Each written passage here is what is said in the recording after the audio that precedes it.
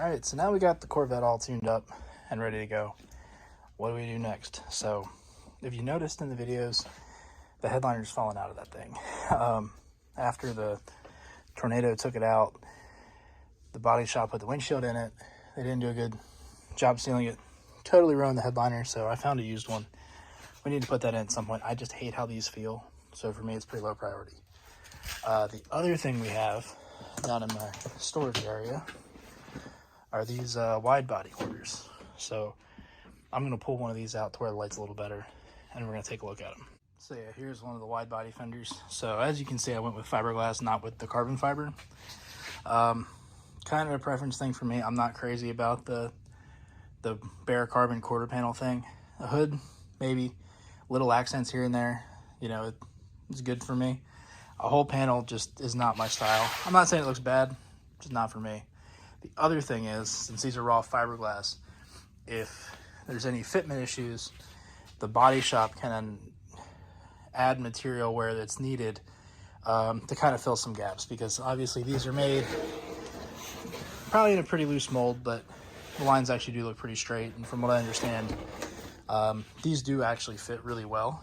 But there's some other little goofy things, like there's no marker light hole here, so I don't know if I'm gonna add that.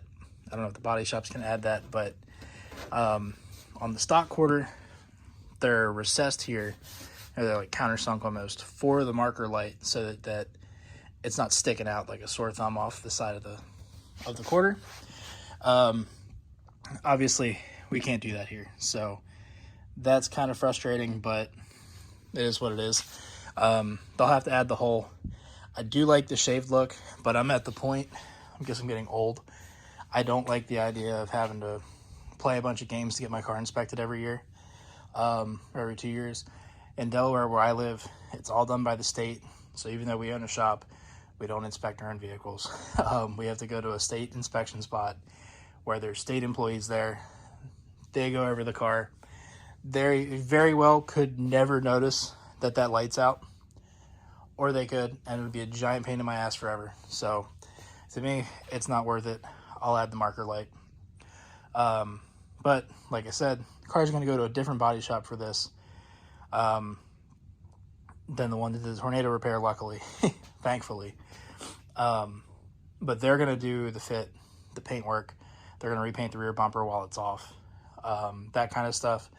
So we won't get much content there, unfortunately, unless I go hang out. It is a friend of mine, so maybe I can hang out and watch a little bit to get some video when it happens. But there is a lot of additional work that has to be done once the quarters are bolted onto the car. So since these are, I think, roughly 2 inches wider than the stock ones, we do have to come up with a solution for a fender liner. So I know a lot of people use C6 Z06 fender liners. Conveniently, my brother has one of those, and his are all faded and shitty, so he's going to buy new ones. I'm going to take his old ones. We're going to use them to test fit and see what we have to do to attach a fender liner into here. Just because I don't want rocks slinging up into the back of the bumper and trapping water and mud and who knows what else behind the bodywork. Even though it's fiberglass, it's still probably not a great thing to have. So we'll have a couple hours of content there, and there's a couple other things we're going to do. So the other thing is, I posted these on my Instagram a couple months ago. These are obviously Corvette front calipers. Let's see if we can get the lettering. It's a little different. I am a powder coater, so I decided to kind of goof around a little bit. Let's see if we can really get that to focus there. Get in the light. Looks silver, but if you catch it at the right angle, you can see the holographic flake in there. So I don't think you'll ever see it on the car, but this is a much richer red than the stock red. And we did the same thing on the rear calipers.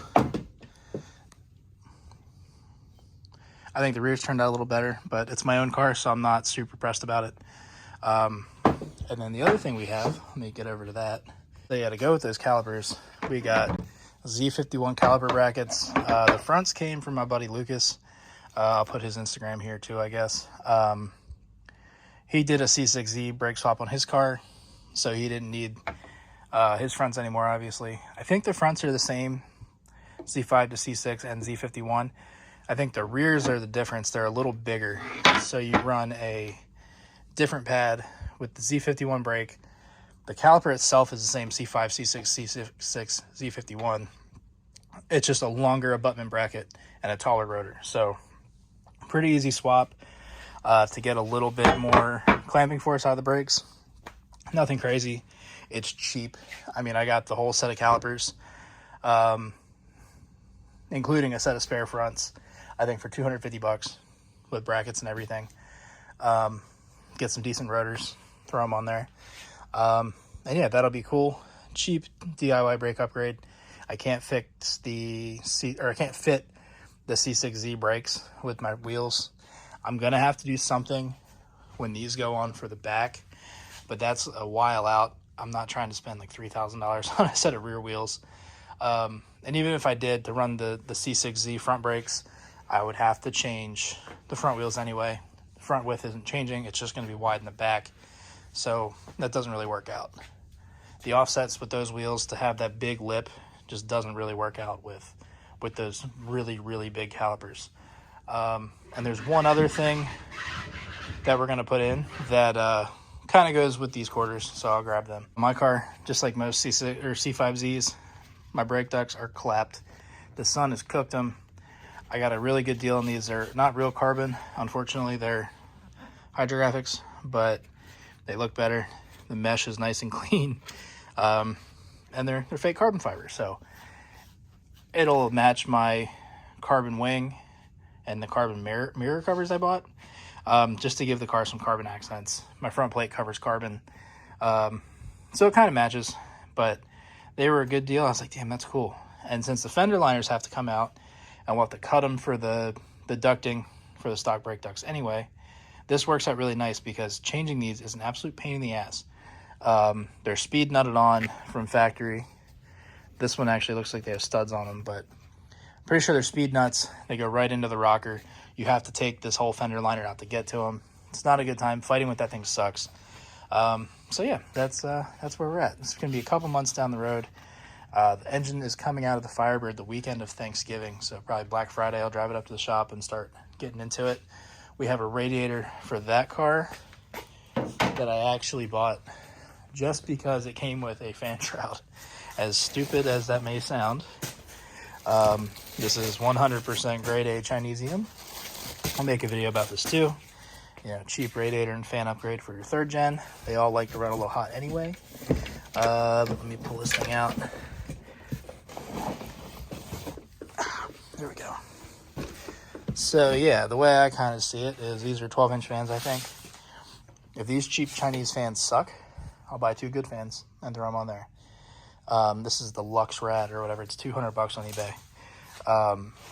I don't know about these fittings. That's the only thing I'm worried about is are the transline fittings going to match? Which I guess we'll find out. But yeah, the way I see it is if this radiator sucks, I'll buy a Champion or something for a little more money when I've got a little more money to spend. Kind of building 2 cars, trying to buy a house. Money's tight. But yeah, I can swap this over to pretty much any radiator. Even if I have to put it back on a stock one, I can find a way to adapt this. So the fan shroud alone to me is worth some money. I could have made one. I could powder coat this one, which might be kind of cool, but I think the insulating properties might not be the best thing for something that I want to keep my car cool. But anyway, that's what's going on. Stay tuned for more content in the next couple weeks. Thanks for watching. I'll catch you guys next time.